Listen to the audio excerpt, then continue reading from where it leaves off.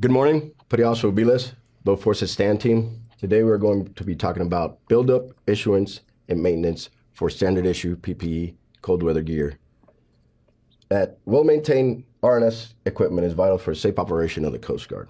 Here at Stand Team, we complete unit inspection to collect data from such common discrepancies. This lesson would provide you with the basics, skills to complete maintenance procedures and correct those discrepancies. Who is responsible for maintaining this gear? RNS Petty Officer is the one responsible for making sure that the maintenance gets done. Members are responsible for the maintenance of your gear. For policy on the issuance of the gear is that the minimum outfit of standard issue PPE for boat crew personnel is outlined in the RNS manual. For warm weather units, all standard issue PPE items shall be issued and any cold weather PPE items required per your unit command. Cold weather units shall issue all standard gear and all cold weather gear for those members, with the exception of cold weather items on order when the unit is outside cold weather season, meaning if you're in the summertime, you're not required to issue these items. Break-in personnel on board a cutter only need the necessary PPE for the operating environments. All personnel filling a boat crew role, such as coxswains, boat crew members, and engineers, shall be issued unit procured boat crew boots as per the standard issue PPE MPC, which is KB0026. Locating the RNS manual. We will go into our portal to references, directives, commandant instructions by searching the manual number, which is 10470. Maintenance periodicity differs from gear to gear. In some cases, periodicity is listed as single maintenance procedure card will differ. As an example, on the standard issue PPE MPC, all gear is listed as annual except for helmet, type 3, and anti-exposure coveralls, which are listed as semi-annual. Periodicity for intervals are weeklies, monthlies, quarterly, semi-annually, and annually. Weeklies consisting of 7 days, monthly 31 days, quarterly 92 days, semi-annual 184 days, and annual 365 days. There is no grace period for overdue maintenance. If the maintenance interval is exceeded by 1 day, you shall take all the issued gear out of service and complete a new buildup. Once we have that, we're going to talk about documenting our maintenance. Maintenance completion is documenting using ALMIS or paper logs. All RNS gear that is entered into ALMIS shall be tracked through ALMIS. Paper logs are not necessary when utilizing ALMIS. 4 authorized paper logs are the Rescue and Survival System Equipment Maintenance Record, Standard Issue PPE Maintenance Record, Cold Weather PPE Maintenance Record, and Ice Rescue PPE Maintenance Record. We will also be using a AF538 to record all gear that is issued, the amount issued or reclaimed, member information, signatures of the RNS representative, and the member. Notes can be added in the remarks section on the back of the AF538 of this form and can be typed, printed, and signed.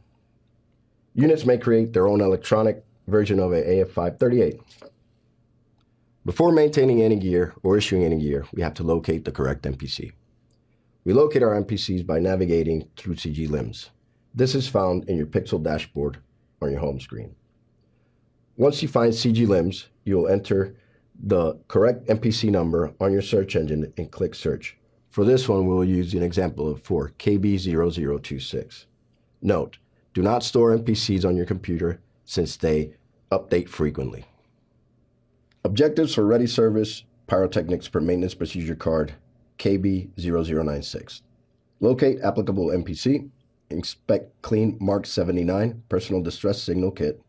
Inspect clean Mark 124 Smoke and Illumination Signal. Inspect clean Mark 127 Alpha 1 Ground Illumination Signal. Notify chain of command if any discrepancies, repairs, or future actions needed. Ensure hazmat created or used during the MPCs is properly stored, segregated, or disposed of in accordance with all applicable local, state, and federal regulations prior to completion of this procedure. Document inspection and results in the magazine log or the small arms section of the ordnance log. Document any discrepancies. Inspecting Mark 124. Inspect Mark 124 smoke and illumination signal casing for dents and bulges.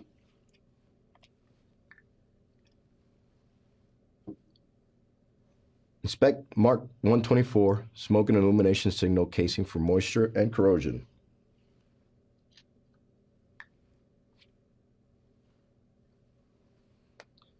Note, excessive corrosion is any pitting or case deterioration that may compromise the case integrity, corrosion that bridges a case seam or seal, or green salts in contact with the percussion caps or igniters. Remove Mark 24 smoke and illumination signal from service as excessive corrosion is present. Remove light corrosion from Mark 124 signal by immersing signal in fresh water, agitate gently, and dry completely using a soft cloth. Inspect Mark 124 smoke and illumination signal for presence and condition of end caps. Replace flare end caps or smoke end cap if any of the following conditions are found: missing end caps, ability to provide moisture protection is in doubt, or extreme force is required to remove cap.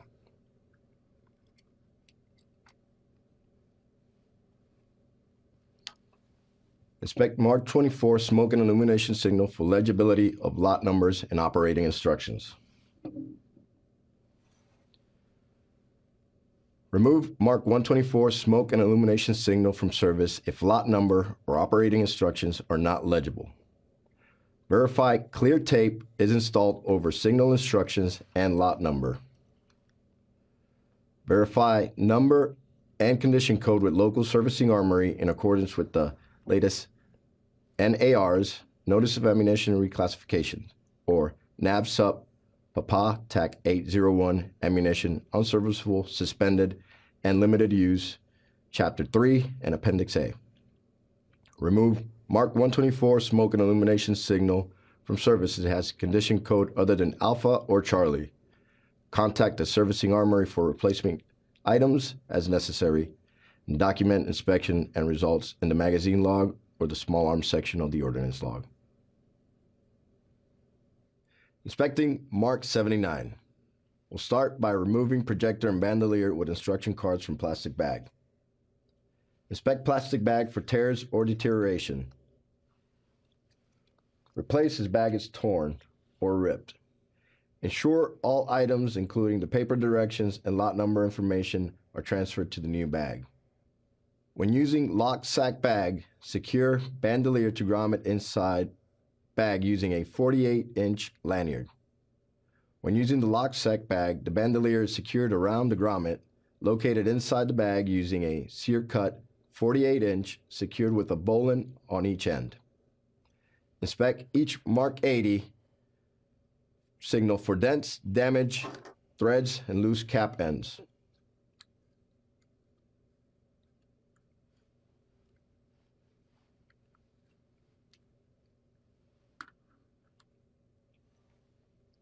Note, care should be taken to not flex the plastic tab that protects the primer end of the signal. This tab is prone to break. Remove Mark 79 personnel distress signal kit from service if any of the discrepancies are found. Inspect each Mark 80 signal for moisture and corrosion. Excessive corrosion in any pitting or case deterioration that may comprise case integrity, corrosion that bridges a case, seam, or seal.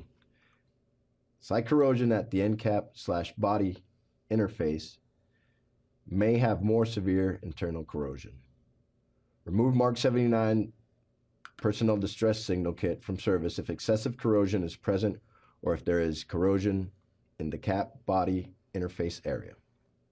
Remove light corrosion from Mark 80 signal by immersing the signal in fresh water. Agitate gently, dry completely using a soft cloth. Inspect legibility, printed numbers, the Mark 79 personnel distress signal kit. Best practice is to laminate your lot numbers and instructions. Remove Mark 79 personnel distress signal kit from service if lot numbers are missing or illegible. Verify lot number communication condition codes with local servicing armory in accordance with the latest NARs, Notice of Ammunition Reclassification, NAVSUP PAPA TAC 801, Ammunition unserviceable, suspended, and limited use Chapter 3 and Appendix Alpha. Remove Mark 79 Personal Distress Signal Kit from service if the condition code is other than Alpha or Charlie. Inspect Mark 79 Distress Signal Kit instruction card for legibility. Photocopies of instructions from another Mark 79 kit are acceptable. Ensure that the lot number from the original Mark 79 kit is printed on the photocopied instructions. Inspect Mark 31 projector for dents or visual corrosion. Remove Mark 31 projector from service if dented or excessively corroded. Remove light corrosion from Mark 31 projector using a soft bristle brush. Inspect Mark 21 projector trigger screw for security.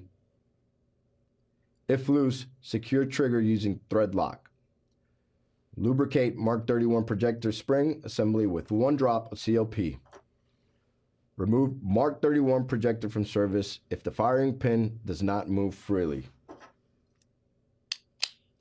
Check firing pin operability by sliding the trigger screw downward into the projector angular slot. Remove Mark 31 projector from service if the trigger screw will not slide into the angular slot. Inspect Mark 21 projector threads using an expended Mark 80 signal cartridge. Verify signal cartridge is expended. Make the expended Mark 80 signal to the projector. Rotate the projector clockwise until signal is seated. Rotate the projector counterclockwise, signal is free from the projector.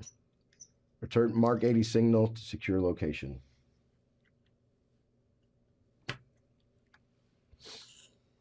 Remove Mark 31 projector from service if the expended signal cartridge does not thread smoothly into the projector. Inspect Mark 79 personal distress signal kit red plastic bandolier for broken or missing parts.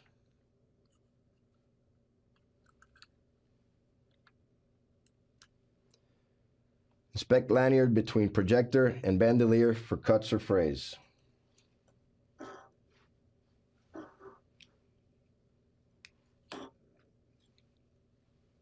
The projector is attached to the bandolier with a sear cut 48-inch length Type 1 nylon cord secured with a bowline. An overhand knot is no longer required to be tied with the bowline but remains acceptable if present. Replace lanyard from bandolier to projector using lanyard line as required. Place Mark 79 personal distress signal kit into a reclosable plastic bag. Best practice is to stow Mark 80 with launcher button away from bandolier.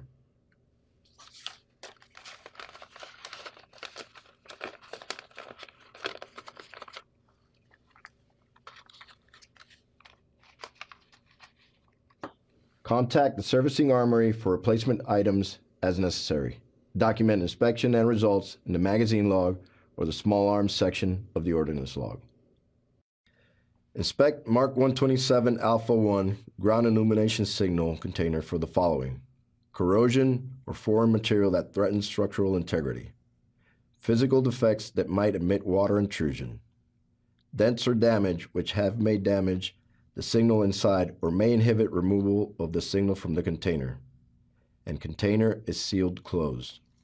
Verify lot number condition code with local servicing armory in accordance with the latest NARs, Notice of Ammunition Reclassification, and NAVSA PAPA Tag 801. Ammunition unserviceable, suspended, and limited use Chapter 3 and Appendix A. Remove signal from service if discrepancies are found. Contact the servicing armory for replacements items as necessary. Document inspection and result in the magazine log or the small other section of your ordnance log.